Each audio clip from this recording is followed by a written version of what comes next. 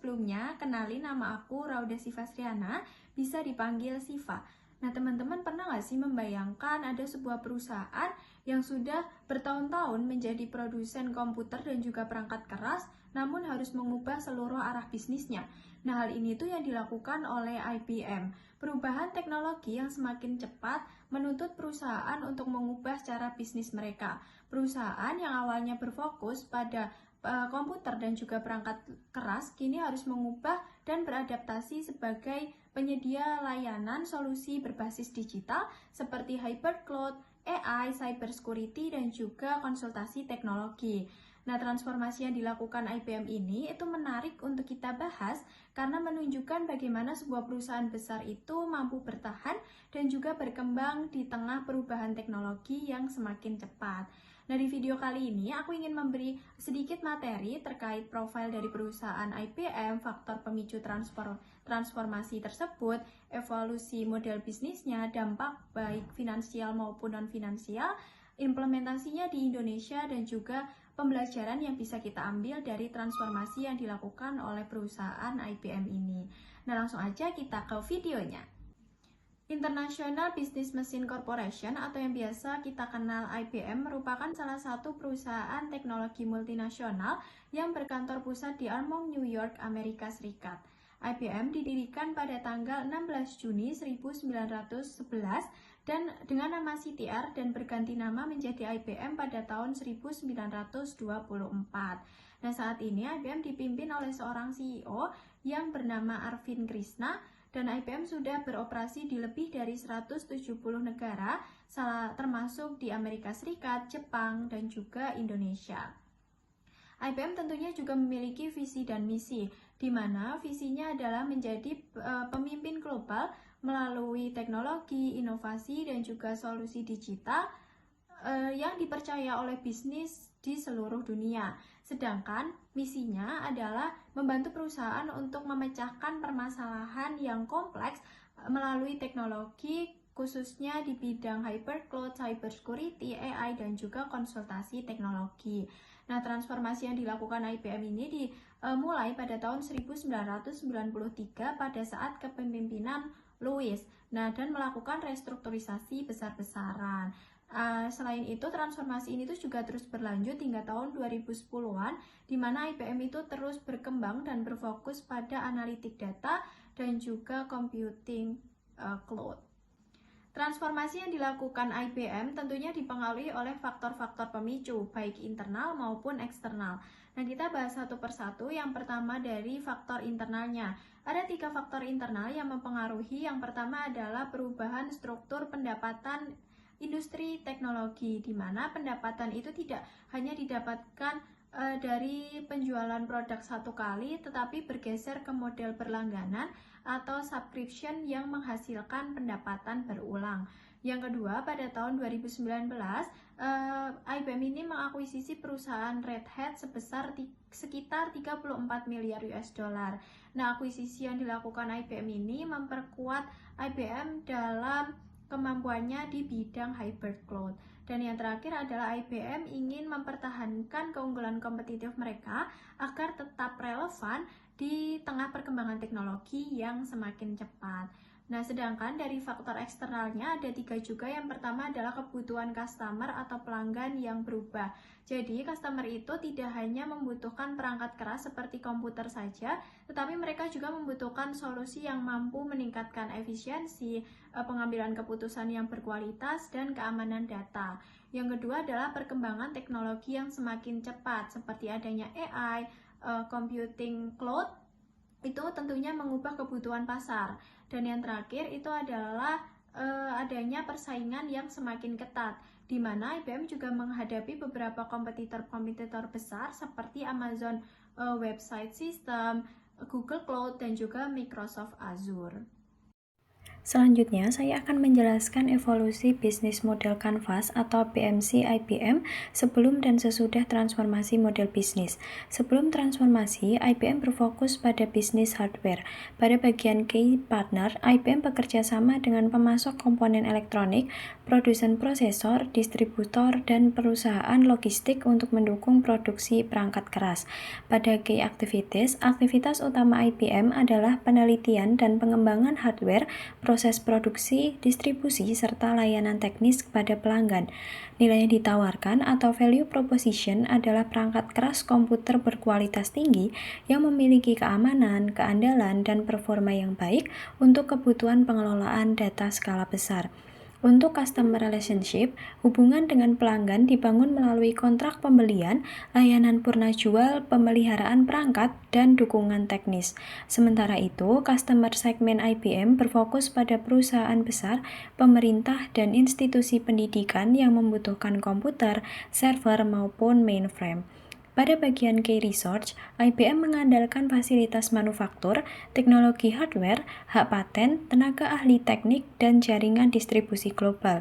Kemudian pada channels, produk dipasarkan melalui tim penjualan langsung, distributor resmi, kantor cabang internasional, dan mitra bisnis. Dari sisi revenue stream, pendapatan utama berasal dari penjualan perangkat keras dan layanan pemeliharaan, sedangkan cost structure didominasi biaya produksi, distribusi, penelitian teknologi, dan operasional pabrik. Setelah transformasi, terjadi perubahan besar pada hampir seluruh elemen BMC. Pada key partners, IBM mulai bermitra dengan Red Hat, komunitas open source, penyedia cloud, dan berbagai perusahaan teknologi global. Untuk key activities, fokus bergeser ke pengembangan software, hybrid cloud, artificial intelligence, cyber security, serta layanan konsultasi teknologi. Value proposition juga berubah. IBM tidak lagi hanya menjual produk, tetapi menawarkan solusi terintegrasi berupa hybrid cloud, AI, cyber security, data analytics, dan konsultasi bisnis yang membantu pelanggan meningkatkan efisiensi dan produktivitas. Pada customer relationship, IBM membangun hubungan jangka panjang melalui kemitraan strategis, konsultasi berkelanjutan, dan dukungan teknis selama proses transformasi digital pelanggan.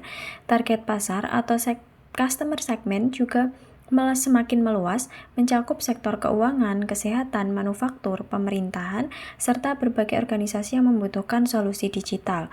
Untuk key research, IBM kini mengandalkan platform hybrid cloud, teknologi AI seperti Watson, hak kekayaan intelektual, serta tenaga ahli digital.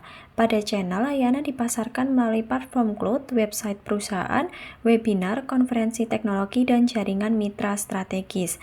Di sisi pendapatan, revenue stream berasal dari layanan cloud berbasis langganan, lisensi software, AI, dan cyber security. Sedangkan cost structure lebih banyak dialokasikan untuk penelitian dan pengembangan teknologi, infrastruktur cloud, software, keamanan cyber, dan pengembangan SDM digital. Selanjutnya adalah implementasi di Indonesia. Jadi di Indonesia, IBM itu menerapkan strategi baru yang fokusnya pada hybrid cloud, AI, dan juga layanan teknologi. Nah, IBM itu menghadirkan sebuah layanan yaitu IBM Cloud dan juga Watson, di mana layanan ini tuh tentunya membantu perusahaan dalam meningkatkan produktivitas, keamanan data, dan juga efisiensi operasional. IBM juga melakukan kerjasama strategis dengan salah satu perusahaan di Indonesia, yaitu PT Telkom Indonesia dalam pengembangan sovereign AI berbasis Watson. Selain itu, IBM juga mengembangkan ekosistem digital mereka dengan program kemitraan dan juga pengembangan talenta digital. Contohnya adalah IBM Academy for Hybrid Cloud dan AI. Nah, hal ini itu menunjukkan bahwa IBM itu tidak hanya menjual produk saja, tetapi juga berupaya membantu dalam pengembangan kesiapan SDM digital di Indonesia. Transformasi yang dilakukan oleh IBM ini tentunya memberikan dampak baik finansial maupun non-finansial. Yang pertama adalah dari finansial terlebih dahulu. Jadi dari sisi finansial ada 5 manfaat yang diberikan dengan adanya transformasi ini. Yang pertama adalah pendapatan menjadi lebih stabil karena adanya model subscription. Yang kedua adalah cloud dan AI menjadi sumber pendapatan utama bagi IBM. Yang ketiga, profitabilitasnya menjadi lebih tinggi. Yang keempat, adanya diversifikasi pendapatan dari konsultasi, AI, cloud, dan juga cyber security. Dan yang terakhir adalah adanya efisiensi operasional karena biaya manufaktur hardware-nya berkurang. Nah, selanjutnya dari sisi non-finansial. Jadi adanya transformasi dari perusahaan IBM ini tentunya memberikan dampak non-finansial bagi perusahaan. Yang pertama adalah reputasi perusahaan yang meningkat. Yang kedua, daya saing perusahaan IBM ini menjadi lebih kuat. Yang ketiga adalah pengembangan kompetensi dari SDM. Yang keempat, kontribusi teknologi secara global. Yang kelima adalah hubungan pelanggan menjadi lebih berkelanjutan. Dan yang terakhir adalah peningkatan inovasi teknologi. Dari transformasi yang dilakukan IBM ini, ada beberapa pembelajaran penting yang bisa kita ambil. Yang pertama adalah perusahaan itu harus mampu membaca perubahan tren pasar dan juga kebutuhan pelanggan. Yang kedua, inovasi harus menjadi bagian dari strategi jangka panjang. Yang ketiga adalah transformasi itu membutuhkan keberanian untuk mengambil keputusan strategis meskipun keputusan itu beresiko. Yang keempat, bekerja sama dengan mitra itu sangat penting di era digital. Dan yang terakhir adalah fokus utama perusahaan itu harus tetap pada penciptaan nilai bagi para pelanggannya. Nah, jadi dari yang aku sampaikan tadi bisa diambil kesimpulan bahwa transformasi IBM ini tuh berhasil dari yang awalnya berfokus pada hardware atau komputer beralih menjadi penyedia solusi digital seperti cloud dan juga AI. Transformasi IBM ini membantu IBM dalam mempertahankan daya saing mereka, menciptakan pendapatan yang lebih stabil, serta tetap relevan di era digital.